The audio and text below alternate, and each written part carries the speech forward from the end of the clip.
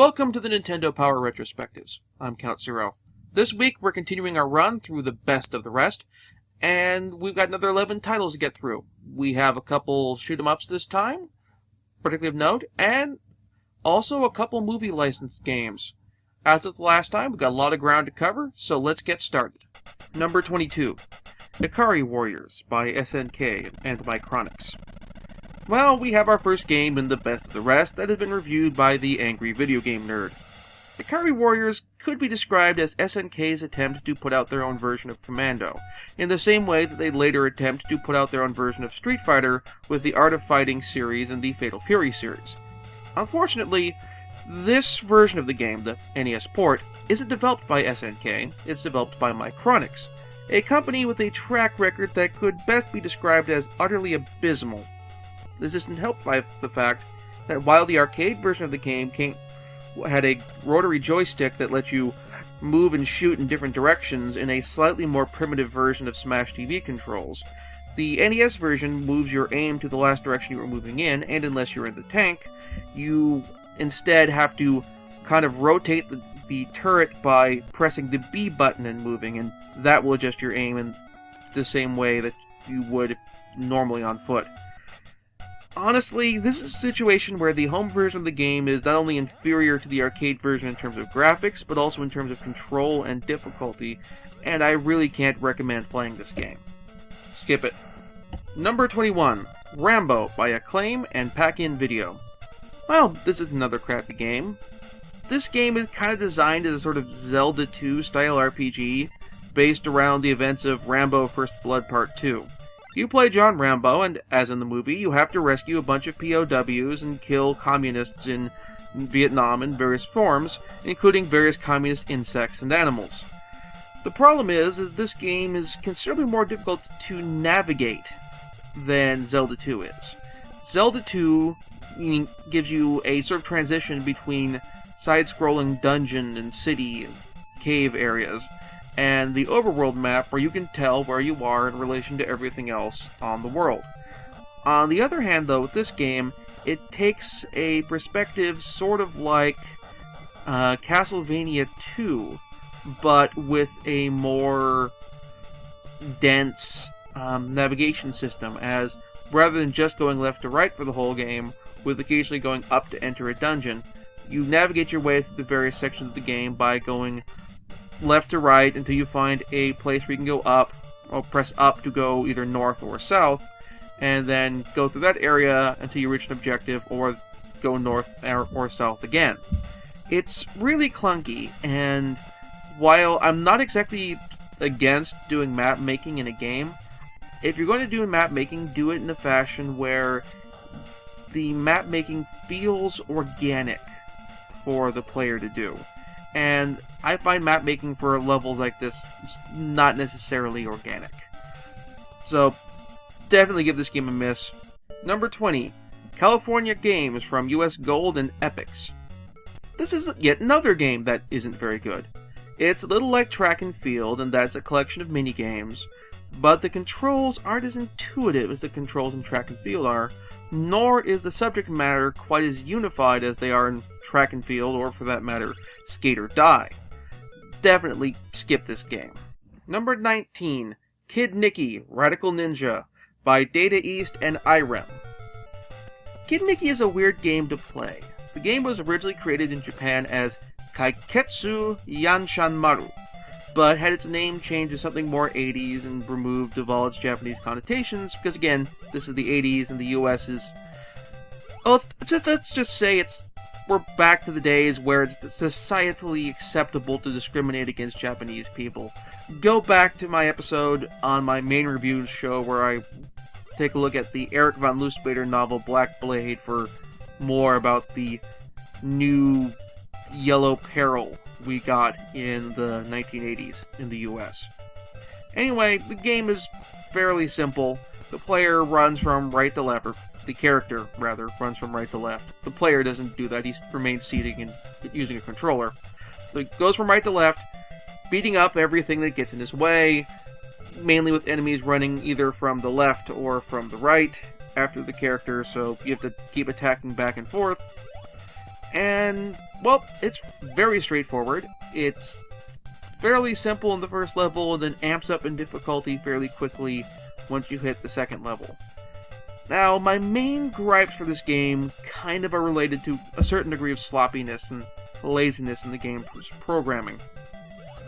When you make your way through the game, what happens is once the edge of the screen hits certain trigger points, basically, it spawns an enemy. Not just one enemy, though. It keeps constantly spawning enemies until you move the screen past that trigger point. It's sort of like how in Call of Duty, when you're running up against massive waves after waves after waves of enemy coming at you until you move past a certain point in the screen, at which point the number of enemies at that spawn point stops. It's like that, except a much more primitive 8-bit version. It's sloppy, it's clumsy, and it makes the game more difficult than it really needs to be. A similar problem is with attack animations. There is no crouch attack in this game. If you're crouched and you try to attack an enemy, the character immediately reverts to the standing position to do the attack animation, which I find kind of sloppy, because by comparison, Mega Man can shoot while crouched, Ryu from Ninja Gaiden can attack while crouched, the guys from Contra can shoot while crouched. It's not like the idea of attacking while crouched doesn't exist. I mean, hell, in another of Irem's games, Kung Fu, which I reviewed last time, you can attack from a crouched position. Yet, in this game, for some reason, they decided not to encode that in there. It's disappointing, and it's sloppy. I definitely consider this game to be in the realm of not good, not terrible, kind of just fair, and definitely something that you should skip. Number 18, Solomon's Key by Tecmo. Solomon's Key is one hell of a puzzle game. Specifically, it's one of the first puzzle platformers I've reviewed thus far. Your character, Dana, has to make his or her, the character's gender is not specific, way through each stage, finding a key to unlock the exit and reach the exit. Along the way, there are optional side objectives like collecting bells, which release fairies, which in turn will give you extra lives once you collect 10 of them. And was also as part of this, there's a certain degree of resource management, as while you can basically create and remove an unlimited number of blocks, you don't have unlimited attacks. You have a maximum of 4 offensive spells you can use, and you have to be careful how you use them. Now, once you use one, the enemy you destroy doesn't reappear, but still, you have to be careful how you use it, and you need to keep in mind, okay, I need a certain number of attack spells to get through a level, which also means for earlier levels, if you don't need one, you shouldn't waste it frivolously, because you may reach a point later where you have to have one. And various other similar things. It's considered to be one of the hardest games for the NES ever made, and having played it, I definitely understand why it's considered to be so. And also, I'm even more impressed for Areno of Game Center CX for how he managed to beat this game, and impressed with his skill as a puzzle master. So this game is definitely one that requires the player to sit, take their time, and think. And because of this, I'd say it's a game that definitely is a prospective single-player pick for this episode. Number 17, Gradius by Konami. I have to say that Gradius is considerably more difficult than its spiritual and literal sequel, Life Force. Life Force has the advantage that in that game, you could enter the Konami code and get 99 lives, the same way that you can use the code to get 99 lives in, well, Contra. No such luck in Gradius. Yes, the code is there, but the way it works is if you enter the code, you get all the power-ups, which basically helps you exactly once. When you die, and you will die, you're done. Now, to be clear, Gradius is a very fun game and definitely worth checking out. Unfortunately, it's also one which is really harder to learn the ropes of, and more difficult to succeed long-term at than Life Force is. I'd also say it's a game that definitely benefits more from playing with a controller that has turbo than some of the other games are. So, if you're playing this on a home console, on an actual NES, I recommend picking up either the NES Advantage or an NES Max. Number 16, Bubble Bobble by Taito. Bubble Bobble, aside from being something of a tongue twister of a name, is the second puzzle platformer of this episode, and one which is a bit more well known, and I'd also say it's one which really works best if you're playing a 2-player. Unfortunately, because of how I'm doing these episodes, I can't really play it 2-player, which kind of bums me out a little bit. Anyway, the player plays as one of 2 semi-amphibious animals, Bub and Bob, who must make their way through a whole bunch of levels by shooting enemies with bubbles and then popping those bubbles to defeat the enemies, and causing them to turn into fruit. And then just do this until they reach the last level of the game. If you do this with 2 characters, then you get the best ending. The game design is great. It's really, really good. The controls are solid. The level designs are interesting, though some of the levels are considerably clunkier than others, particularly when they try to do really kind of artistic-y stuff, like making the level look like the main character of Dig Dug, or whoever this guy is supposed to be. But otherwise, it's a fun game. I definitely say this game is more fun when played with a friend than in single player, but still, if you can find a copy, it's worth picking up and checking out. Number 15, Xevious by Namco and developed for the NES by Bandai. Now, I love shoot-em-ups, and Xevious is an excellent shoot-em-up, but I gotta admit, as far as, well, this whole genre goes, I'm not good at shoot-em-up games. And of the games in this genre, Xevious is one of the ones which I feel like I'm the worst at. I've never even beaten the first level, even after playing for like hours on end. The controls are solid, the levels are intuitive, and when I die when I play Xevious, I feel like I died due to an error on my part as a player, not due to the game being cheap or otherwise basically being poorly designed. As it is, the NES version is very fun and is a really solid port of the arcade game. After much thought, though, I definitely say that this isn't my favorite shoot-em-up in this genre, though. That said, that's just a matter of personal taste on my part. I'd definitely say that if you find a copy of this game, definitely check it out and see if it is more to your taste. It's not hard to find copies of Xevious. The Namco arcade collections often have fairly well-ported versions of the arcade version, which is a lot like the NES version of the game. So if you have an opportunity to, I don't know, rent one of those games, or play one at a friend's house, or play Xevious itself in an arcade, that definitely is something worth trying to see, okay, is this something that's my speed and fits within my taste of a shoot-em-up? If it is, then definitely pick up this game. If you prefer something more like Gradius, with a broader variety of power-ups and that sort of thing, then probably skip it, because that's definitely... That's the division right there. Number 14, RoboCop by Data East. Most film licensed games don't fare very well. Rambo, which I reviewed earlier this episode, is a really good example of that. RoboCop for the NES, however, feels like something of an exception. The controls are solid, and though I'd say the controls seem to fare a bit better playing on my Xbox 360 controller's D-pad than I recall them working on my NES's D-pad back when the last time I played this on my NES, it still was surprisingly good. I found myself wanting to play it for considerably longer than I've ended up playing some of the other games here. And, well, I'd say definitely think about this, picking it up, at least if you find a copy somewhere for inexpensive.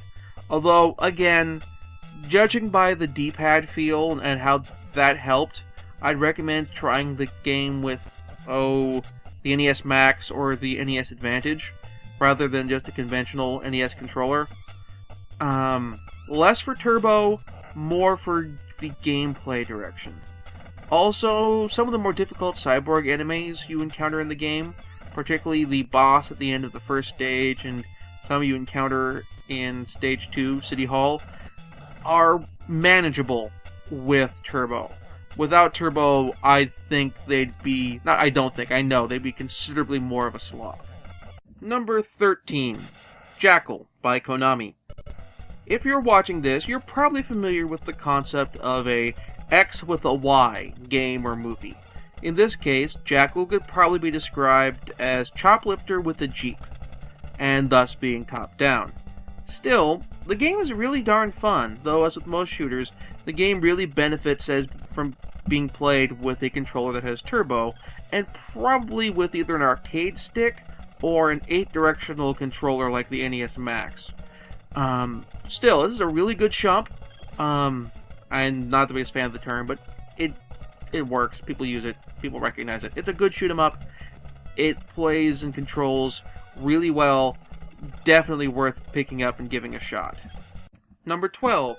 Paperboy by Mindscape and Atari. This is a port of the somewhat successful arcade game. Now, the game itself plays okay at best, but has a major problem. The camera angle. The game is in a sort of isometric perspective, with the player basically in the lower right-hand corner of the screen. However, because of the fact that he's in the corner of the screen and how the camera angle is, you have very little reaction time for obstacles coming up. You can kind of move over onto the sidewalk for certain portions of the game, or parts of the levels by going up on driveways and that sort of thing, but it's still really tricky to do, and even then, by moving up on the sidewalk, consequently, you still get a lost reaction time because some of the obstacles that will attack you will be coming from houses, or driveways, or dog houses, or that sort of thing, and it'll take them less time for the dogs or whatever to come up and get you. Frankly, I did feel like I was doing better with this game this time than the last few dozen or more times I've played the game in the past, but I really can't tell if this is the controller I'm using, if this was a case of I just got lucky this time. I don't know. What I do know is I can't recommend this game. So, since we have 2-player and single-player titles this week, I'm giving 2 picks. On the 2-player front, I'm going with Bubble Bobble, in part because the game, benefits from being a 2-player because that's the only way to get the good ending, but also because the game, it's a really good, solid game, and I think you can get a lot out of playing it with your friends. Or of a friend. It's not a multi-tab game. For the single-player front, I'm going to toss up between RoboCop and Jackal, but I think I'm going to go with Jackal. It's fun. It's a solid shooter. I like, in particular, also how they adapt the choplifter mechanics, basically, for a top-down Jeep-based shooter. So, next time we finish up with the best of the rest, and I'll see you then. If you enjoyed the show, please click the like button or thumbs up button, and subscribe to this channel if you want an update for when the next episode comes out. I'll see you then.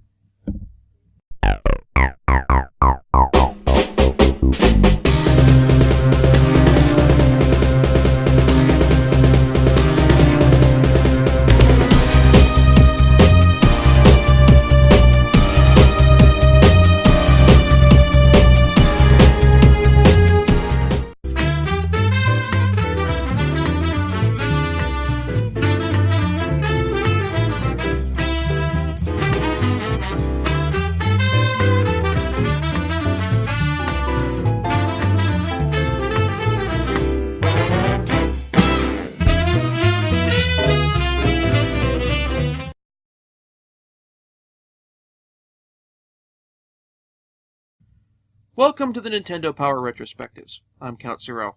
This week we're continuing our run through the best of the rest, and we've got another 11 titles to get through. We have a couple shoot-em-ups this time, particularly of note, and also a couple movie licensed games. As with the last time, we've got a lot of ground to cover, so let's get started. Number 22, Ikari Warriors by SNK and Micronix. Well, we have our first game in the best of the rest that has been reviewed by the Angry Video Game Nerd. Ikari Warriors could be described move and shoot in different directions in a slightly more primitive version of Smash TV controls, The NES version moves your aim to the last direction you were moving in, and unless you're in the tank, you instead have to kind of rotate the turret by pressing the B button and moving, and that will adjust your aim in the same way that you would normally on foot. Honestly, this is a situation where the home version of the game is not only inferior to the arcade version in terms of graphics, but also in terms of control and difficulty, and I really can't recommend playing this game. Skip it. Number 21, Rambo by Acclaim and Pack-In Video. Well, this is another crappy game. This game is kind of designed as a sort of Zelda 2 style RPG, based around the events of Rambo First Blood Part 2. You play John Rambo, and as in the movie, you have to rescue a bunch of POWs and kill communists in Vietnam in various forms, including various communist insects, described as SNK's attempt to put out their own version of Commando, in the same way that they later attempt to put out their own version of Street Fighter with the Art of Fighting series and the Fatal Fury series. Unfortunately, this version of the game, the NES port, isn't developed by SNK, it's developed by Micronix, a company with a track record that could best be described as utterly abysmal. This isn't helped by the fact that while the arcade version of the game had a rotary joystick that let you